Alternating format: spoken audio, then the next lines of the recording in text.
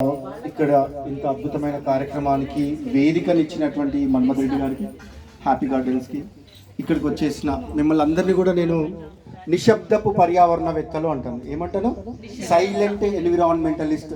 నేను పర్యావరణవేత్తలను ఎక్కడ డప్పు కొట్టుకోరు, నాలాగా గోషి పెట్టుకొని అంతా తిరిగి నేను ఇది చేస్తున్నా అది చేస్తున్నాను అదొకటి పెట్టుకొని మొత్తం ఫోజులు ఇచ్చి ఫోటోలు దిగి స్టేటస్లో పెట్టరు. మీ పనిందో మీరు నిశ్శబ్దంగా చాప కింద నీరులాగా వెళ్ళిపోతూ ఉంటారు. అసలు మీరు పర్యావరణవేత్తలని మిమ్మల్ని ఎవరు గుర్తించరు. మిమ్మల్ని పర్యావరణవేత్తలని ఎవరు గుర్తించరు. పోయి ఆడకింత చెత్తేరి ఫోటోలు పేపర్ల వాళ్ళకింత పడితే ఇట్టిట్లా ఏరేసి ఇట్లా పెడితే అరే అమ్మ ఈయన పెద్ద ఎన్విరాన్మెంటలిస్ట్ అని తెలంగాణ ప్రభుత్వం నాకు 1,50,000 రూపాయలు చేతులు పెట్టి హరిత మిత్ర అవార్డు అని చెప్పేసి ఇచ్చేసింది. తెలంగాణ జీవ వైవిధ్య మండలి నాకు ఉత్తమ కన్జర్వేటర్ అవార్డు అని చెప్పేసి అక్కడ ఇచ్చారు. పర్యావరణవేత్తలు అందరూ చప్పట్లు కొడుతూ ఇది చేస్తారు. కానీ ఈ నిశ్శబ్దపు పర్యావరణవేత్తల యొక్క కృషిని ఇంకా సమాజం ఇంకా గుర్తించట్లేదు. కానీ ఒక వ్యక్తిగా మిమ్మల్ని అందరినీ కూడా నిశ్శబ్దపు పర్యావరణవేత్తలుగా నేను కీర్తిస్తా ఉన్నాను. ఎందుకంటే తెలియదు ఎవరికి దీని యొక్క మహిమ, ఇంకా దీని మజాని ఎంజాయ్ చేయట్లేరు ఇంకా సమాజం ఇంకా. కాబట్టి ఇంకా ఎక్కువ ఉపన్యాసాలు వద్దు, చాలా ఉపన్యాసాలు అయిపోయాయి. ఇక్కడ నేను ఇంతకుముందు మిత్రుడు నరేందర్ గారు చెప్పారు. సో వారు బయటికి వెళ్ళేటప్పుడు చేసంచి తీసుకెళ్ళమని చెప్పేసి చెప్పారు. బాగుంది. వీరు కూడా వారు చిన్నప్పుడు ఇట్లా తీసుకెళ్ళామని చెప్పేసి చెప్పారు. కానీ దానికంటే ఇంకొక 10 అడుగులు వేసాను, అయిపోయింది ఆ స్టేజ్. చేసంచి తీసుకుపోయే స్టేజు, చెప్పే వాళ్ళ స్టేజు ఒక ఆల్రెడీ అందరికీ తెలిసిందే అని ఉన్నది.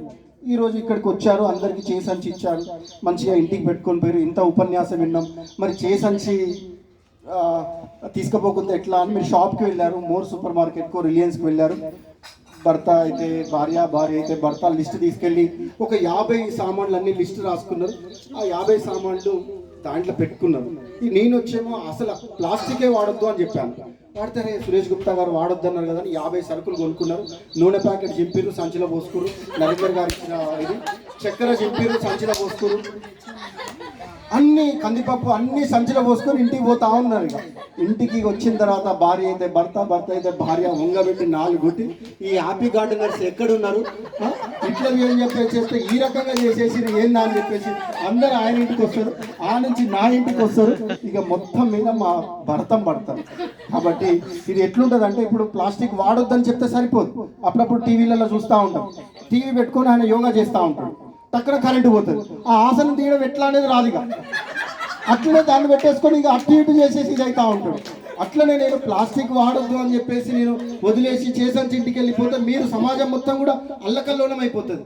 ఏమైంది పిచ్చోళ్ళు ఎక్కువైపోయారు, సంచులు ప్లాస్టిక్ వాడొద్దు అని అన్ని చెప్పి అల్లబోసుకొని పోతున్నారు అంటారు. కానీ ఇక్కడి నుంచి మనం ఆ స్టేజ్ నుంచి బయటికి రావాలి.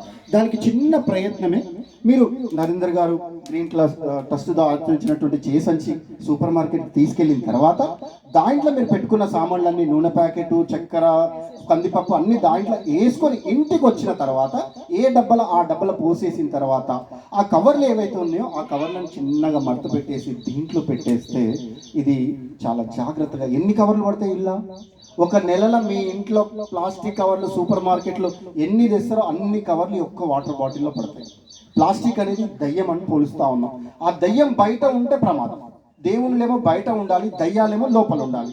కాబట్టి ఆ ప్లాస్టిక్ అనేటటువంటి దయ్యాన్ని మెల్లగా దాన్ని నచ్చజెప్పి మడత పెట్టేసి బుద్ధిగా, కసితో చేయొద్దు, మళ్ళీ కోపం వస్తుంది దానికి. సో బుద్ధిగా దాని లోపల పెట్టేసి మూత పెట్టేసి ఇప్పుడు ఏమన్నా ఆట ఆడుతుందా? సో ఈరోజు దాదాపుగా ఇక్కడ మనందరికీ అల్పాహారం అందించి మంచి చేయాలని దాదాపు ఒక 24 గుడ్డే బిస్కెట్ ప్యాకెట్లు ఇచ్చేశారు.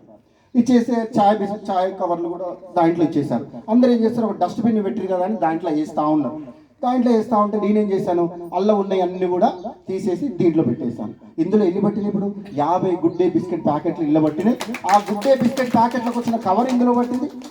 పేపర్ కప్పులకు వచ్చినటువంటి ప్లాస్టిక్ కవర్ కూడా ఇందులోనే పట్టింది. ఇంకా మీరు కావాలంటే ఇంకో 150 గుడ్డే బిస్కెట్ ప్యాకెట్లు తిన్నా ఇళ్ళనే పడుతుంది.